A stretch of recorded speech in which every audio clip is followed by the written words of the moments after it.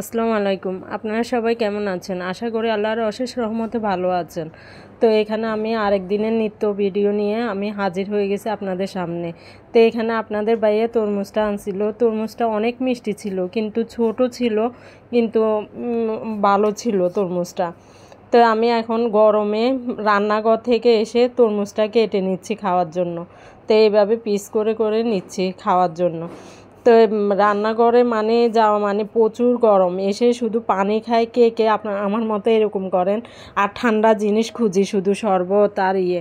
তো তারপরে তো মেলের ঘূর্ণিঝড়, কার কী ক্ষতি হয়েছে জানি আল্লাহ। সবার যেন মানে যে ক্ষতি হয়েছে ওই ক্ষতিটা পূরণ করার যেন তৌফিক দান করে। তো এখানে প্রচুর বৃষ্টি মানে আর তুফানের মতো বাতাস। তো আমার বাচ্চা ছাদে যে এটা ভিডিওটা করে নিয়ে আসছে, গাছের কি হাল বেহাল অবস্থা হয়ে গেছিলো।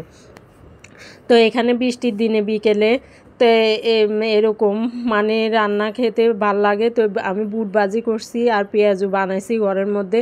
কি করব, নাস্তা অনুযায়ী এটাই মানে বৃষ্টির দিনে আমার থেকে মনে হয় যে ভালো খাবার, তো ওইটা করছি।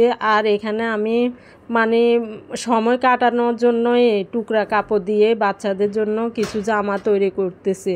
তো আমি মনে করতেছি যে একটা চ্যানেল খুলবো, যে সেলাই, শুধু সেলাই শিখাবো ওটাতে মধ্যে, এরকম একটা চ্যানেল খুলতে চাইতেছি। আপনারা কি বলেন এটা কমেন্ট করে জানাবেন।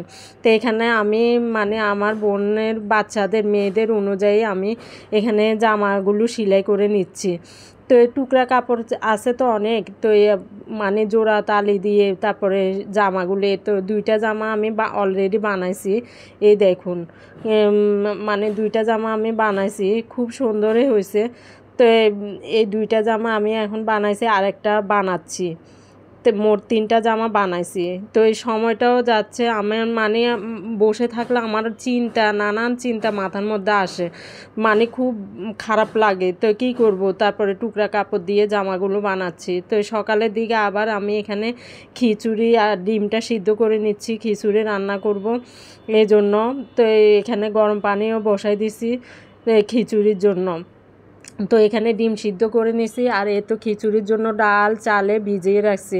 বা একটু ভিজিয়ে রাখলে কি মসুরির ডালটা তাড়াতাড়ি সিদ্ধ হয়ে যায়, না হলে মসুরির সব মুগ ডালও সিদ্ধ হয়ে যায়, তারপরে মসুর ডালটা সিদ্ধ হতে চায় না।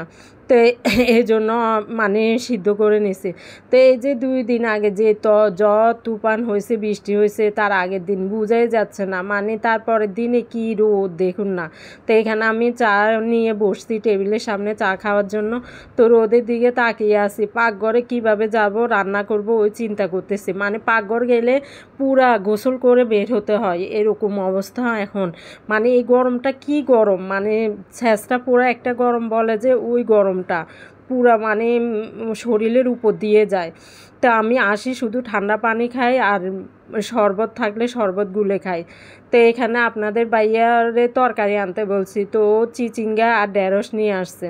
তা আর এখানে একটু তেহরি রান্নার জন্য এখানে পোলাও চাল আর এই গরুর গোস্ত নিয়ে আসছে। তো এটা তেহরি রান্না করব, দোকানের জন্য নিয়ে আসছে এরি। তো এখানে আমি তেহরিটা আমি রান্না করি, কিন্তু মানে রান্না করি খুব মজাই হয় খেতে, যারাই খাইছে তারাই বলতেছে খুব মজা হয় রান্নাটা। তো বলতে পারি না আল্লাহ কোন দিন মুখ তুলে তাকাবে। আর আপনাদের সাথে কি শেয়ার করব, একদিন পুরো ঘটনা শেয়ার করব। মানে মনের কষ্টটা মনেই থাকুক, একদিন হয়তো আল্লাহ চোখ তুলে তাকাবে। তো এখানে পাকা মরিচ ছিল, মরিচ দিয়ে আমি চিলি সস বলে যে এই চিকেন পায়ের সাথে খাই যে, ওইটা বানিয়ে নিয়েছি এখানে। তো এটা বানিয়ে নিয়েছি চিকেন পাই দিয়ে খাওয়ার জন্য। চিকেন পাইটা এটা দিয়ে না খেলে যেন মানে অন্য কিছু, অন্য সস দিয়ে খেলে ভাল লাগে না। তো এখানে এই তো আজকে তিতা করলা ভাজি করছি, ওস্তা ভাজি করছি, আর এখানে এই তো তেহরিটা রান্না করে নিয়েছি। দেখুন তেহরির কালারটা কি মানে কি সুন্দর আসছে। তো খেতেও মজা হয়েছে। আমার বাচ্চাদের জন্য রাখি তো, ওরা খায় তো বলে। আর এখানে টুনির জন্য মাছ রান্না করতেছে। আর এখানে আমি লোট্টা শুটকিটা কুটি নিছি, লোট্টা মাছ বলছি, আর আলুটা কুচি করে লোট্টা শুটকি দিয়ে রান্নার জন্য নিয়েছি। তো এই রান্নাটা এত মজা হয়েছে, দুপুরে খাইছি তো, আমি তো ভয়েস দিচ্ছি এখন, কিন্তু দুপুরে খাইছি, অনেক মজা হয়েছে।